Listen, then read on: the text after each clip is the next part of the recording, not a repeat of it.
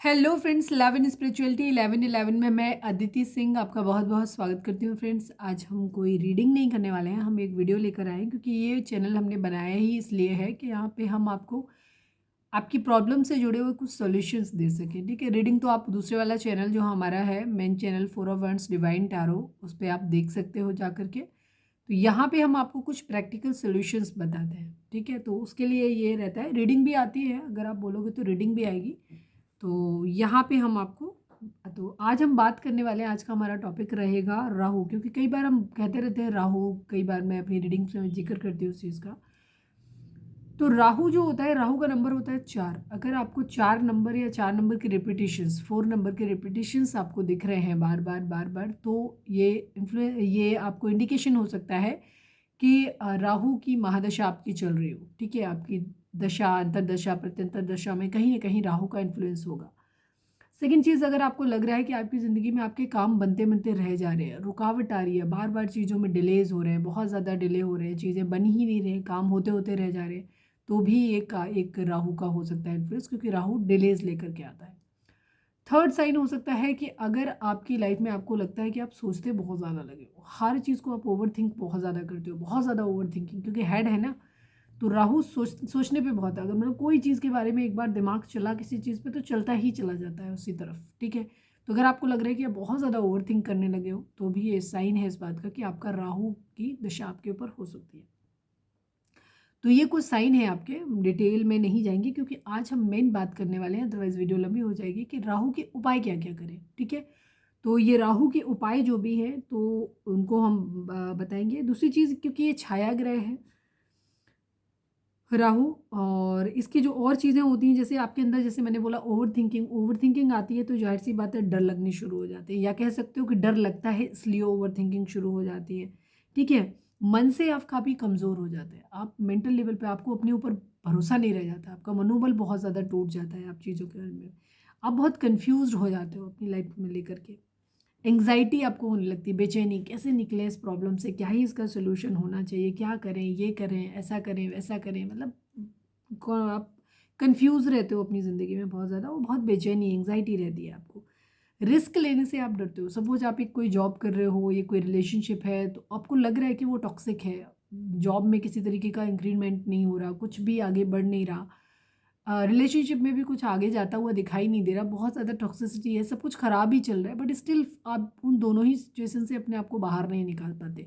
या कोई भी और लाइफ में किसी भी चीज़ में जहाँ पे आप स्टक हो और आपको मालूम है कि यहाँ कुछ भी वर्दी नहीं है, कुछ भी फ्रूटफुल नहीं होने वाला है, बट फिर भी आप उस चीज़ से निकल नहीं पाते हो, अपने आप को रिस्क लेने से डरते हो। लगता है कि कहीं ऐसा ना हो कि मैंने जॉब छोड़ा फिर मेरे को जॉब ही नहीं मिला, ठीक है, इससे भी हाथ धो बैठूंगा, या ये रिलेशनशिप छोड़ दिया, कोई मेरे रिश्ता में मुझे ज़िंदगी में कोई दूसरा मिला ही नहीं।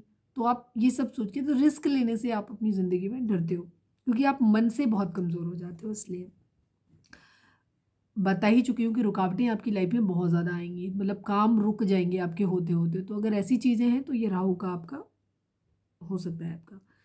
तो चलिए अब हम बात करते हैं कि राहु के उपाय क्या क्या है। तो राहु के उपाय के लिए सबसे पहली चीज़ जो है, वो आपको कुछ छोटी छोटी चीज़ें हैं जो आपको अपनी लाइफस्टाइल में चेंज करनी है। सबसे पहले तो अपना रूटीन ठीक करो।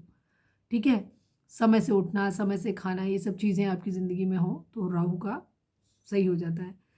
रसोई में खाना खाएं नीचे बैठ के। ठीक है, रसोई में खाना खाने का मतलब ये नहीं होता कि आप खाना बनाते बनाते खा रहे हो, जूठा कर रहे हो, ऐसा नहीं है। राहु रसोई में एक जगह बनाएं, थोड़ी सी ज़मीन में नीचे बैठ के खाएं आप। ठीक है, साफ सफाई का, पवित्रता का ध्यान रखते हुए रसोई में नीचे बैठ के खाना खाएं आप।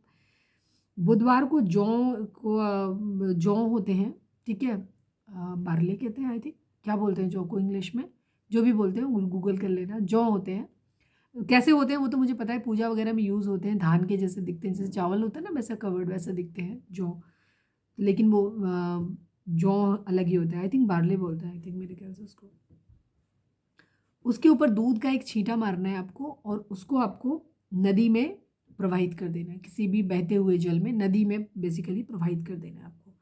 नीला रंग पहनने से बचें, नीले रंग की किसी भी चीज़ के यूज़ करने से बचें, घर में दीवारों पे या आपके कपड़ों में या किसी भी तरीके के आप चीज़ों में। अगर आप ब्लू कलर बहुत ज़्यादा यूज़ कर रहे हो, मेरा खुद का प्रॉब्लम है, मैंने ब्लू पहना हुआ है, तो मुझे पहले पता नहीं था, मुझे पता है, मैं भी अवॉइड करूँगी। तो ब्लू कलर से आपको बचाव करना है अपना। बादाम का दान कर सकते हो किसी शिव मंदिर में जाके, 12 बादाम जो हैं आमंड्स जो होते हैं उनको आप दान कर सकते हो मंदिर में, किसी शिव मंदिर में जाकर के दान कर सकते हो। गौशाला में गायों की सेवा कर सकते हो आप, ठीक है, क्योंकि ये पास्ट लाइफ से आते हैं, कर्मा ही होते हैं, शनि के गढ़ कहे जाते हैं राहु और केतु, और शनि कर्म फलदाता है। तो कर्म को काटने की, जैसे मैंने पहले भी अपने वीडियोस में बताया है कि कर्म को काटने की शक्ति स्वयं भगवान में भी नहीं है। वो खुद भी भोगते हैं और आपको भी भोगवाएंगे, कुछ नहीं कर सकते, हाथ खड़े कर देते हैं, भाई मैं नहीं कर सकता। वो कहते हैं ना प्रेमानंद महाराज जी, अवश्य में भुगता, कुछ ऐसे बोलते हैं वो, कि मतलब जो भी कर्म आपने किया है वो आपको भोगना ही पड़ेगा, कहने का मतलब है। तो वही सेम चीज़ है। तो उसको काटने का एक काम होता है, वो होता है कि आप दूसरों के ऊपर चैरिटी करें, दया करें, कृपा करें, ठीक है।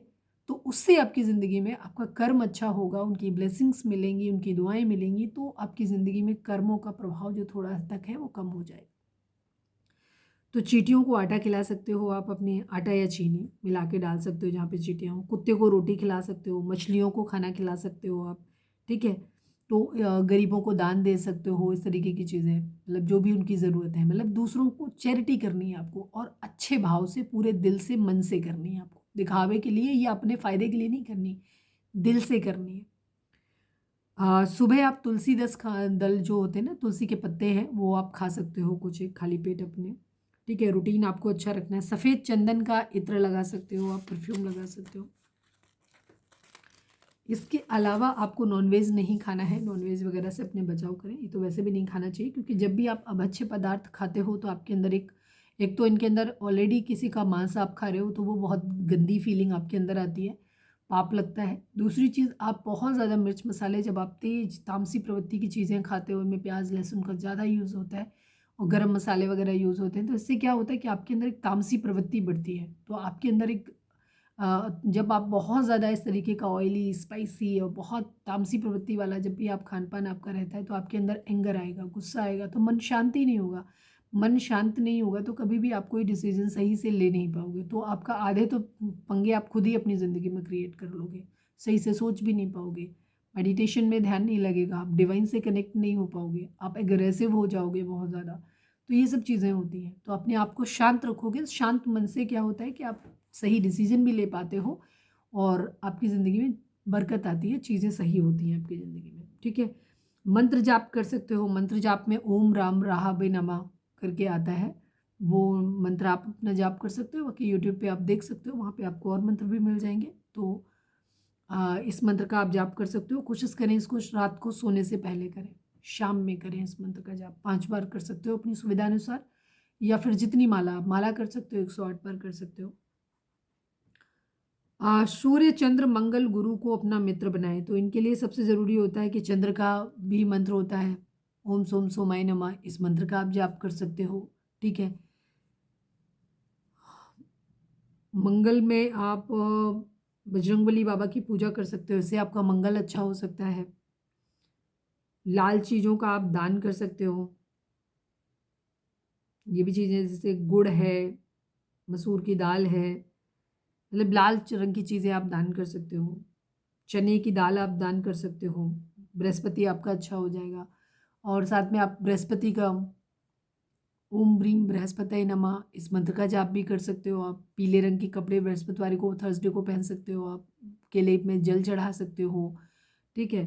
और इसके अलावा आप अपना सूर्य के लिए, सूर्य भगवान को आप ओम घृणी सूर्याय नमः मंत्र का जाप करते हुए आप सुबह जल चढ़ा सकते हो सूर्य भगवान को, ठीक है।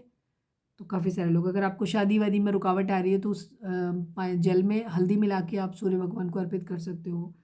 तो ये सब चीज़ें हैं। चांदी की कटोरी में गंगा जल जो है वो ढक्कन लगा के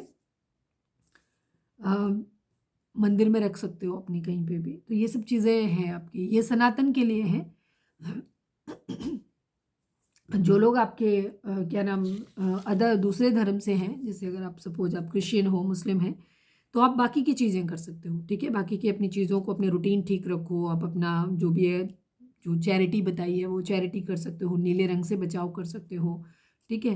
खाना अपनी रसोई में नीचे बैठ के खा सकते हो, ठीक है। बुधवार को जौ का दान करना है आपको, वो कर सकते हो। नॉनवेज वगैरह नहीं खाओ, ठीक है। अपने जो भी आपका धर्म है, उस धर्म से रिलेटेड जिससे भी आप अपने आप को कनेक्टेड फील करते हो, उन मंत्रों का जाप आप कर सकते हो, क्योंकि डिवाइन की शरण में जब भी आप जाते हो ना, तो वो पूरी दुनिया में जो है वो एक ही शक्ति है जिसे किसी ने नहीं देखा है, वही है।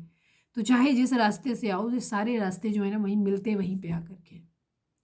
तो जो नाम आप लेना चाहो वो नाम लो, जो आपको लगता है कि इससे आप कनेक्शन, आपका जिन भगवान से, जिस डिवाइन से, जिस से भी आपका कनेक्शन अच्छा है, जहाँ आपकी आपकी फीलिंग पवित्र हो जाती है, जहाँ आप बहुत ज़्यादा जो भी चीज़ों को करके आप लगता है कि आप डिवाइन से कनेक्ट हो जाते हो, वो काम करो आप अपनी ज़िंदगी में, ठीक है।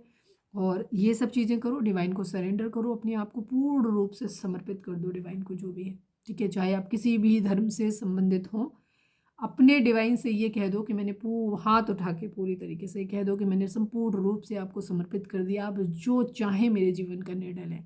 कभी भी लिस्ट लेकर के ना जाएं अपनी। मैंने बहुत साल किया है, बड़े समय के बाद मैंने ये बात जानी है कि नहीं, लिस्ट लेके भगवान के सामने नहीं। मैं पहले सोच आती थी, मेरी ज़िंदगी में भी बहुत प्रॉब्लम्स रही हैं, तो मुझे हमेशा सुबह सुबह जाके मैं एकदम प्लीज़ भगवान आज ये कर देना, वो कर देना। एक दिन मुझे खुद में एहसास हुआ कि यार कितनी गलत बात है। सुबह सुबह तो कम से कम एक नमस्कार कर लो जाकर के। मैं सुबह सुबह कोशिश करती हूँ भगवान की, मैं शुरुआत में सबसे पहले मंदिर जाती हूँ, दर्शन करती हूँ। मंदिर इन सेंस बाहर नहीं जाती, अपने घर में ही जाती हूँ। तो ऐसे ही अपने दिन की शुरुआत किया करें। तो लिस्ट नहीं रखें कभी भी कि ये दे दो या ये नहीं दे दो, या ये क्यों कर दिया, या मैं तो इसके लिए डिज़र्व ही नहीं करता था। मतलब कई बार होता है ना, हम शिकायतें करने लग जाते हैं कि नहीं, हम हमारे साथ ऐसा क्यों हुआ। अरे भाई, तुम्हारे कर्म इस जन्म में सही हो सकते हैं, पिछले जन्म में सही रहे हों तो वो तो सारा बही खाता बैलेंस शीट अपनी खोल के बैठे हुए हैं ना। तो वो उनकी कोई पर्सनल खुन्नस तो है नहीं आपसे। तो वो जो कुछ भी कर रहे हैं, अच्छा बुरा, ठीक है, वो सब आपको अपने कर्मों के अनुसार ही मिल रहा है। बेशक आप इस जन्म में अच्छा कर रहे हो और आपको लग रहा है कि आपको ज़्यादा अच्छा मिलना चाहिए था रिजल्ट, लेकिन क्योंकि आप पास्ट लाइफ में बहुत गंदा करके आए हो, तो उससे वहाँ आपका डिस्काउंट मिल गया, वो कट कट हो गया आपका, ठीक है, पेनल्टी हो गई, कट गई आपकी, और आपको बचा हुआ जो बैलेंस था वो आपको अमाउंट दिया हुआ, ठीक है। तो आपको कर्म भी तो बैलेंस करना है ना अपना। तो अल्टीमेटली जो होता है अच्छे के लिए होता है, अच्छा हो बुरा हो, जो हो रहा है ईश्वर की तरफ से सब सही हो। हमेशा उनको ग्रेटिट्यूड दें, हमेशा जो मिला है उसमें संतुष्ट रहें। भगवान ने हर किसी को उसकी कर्मों के अनुसार, उसके प्रारब्ध के हिसाब से सब कुछ सही दिया है। तो हमेशा खुश रहिए, अच्छा हो बुरा हो, हमेशा डिवाइन को ग्रैटिट्यूड दीजिए कि उन्होंने जो किया है सब अच्छा किया है। जब आप इस भावना में रहेंगे तो यकीन मानिए कि आपको ज़िंदगी में फिर किसी से ना तो शिकायत रहेगी, ना ही कोई दुख रहेगा। आपको क्या मिलेगा मुझे नहीं पता है, आप सक्सेसफुल हो जाएंगे, आपको जॉब मिल जाएगी, आपको रिश्ता मिल जाएगा, ये मैं नहीं कह सकती, पर मैं एक बात दावे से कह सकती हूँ कि फिर आप सुकून में रहेंगे, खुश रहेंगे अपनी ज़िंदगी में। शिकायतें और इच्छाओं का बोझ हम जितना कम कर दें अपने जीवन से, उतना ही जीवन आसान हो जाता है। तो ये थी हमारी आज की वीडियो। अगर आपको अच्छी लगी, ऐसी वीडियो और आपको चाहिए तो मुझे कमेंट करके बताना, और रीडिंग को लाइक शेयर और सब्सक्राइब भी करना है। तो मिलते हैं नेक्स्ट किसी वीडियो में या रीडिंग में। Till then bye bye, take care, stay positive, stay happy, love you all.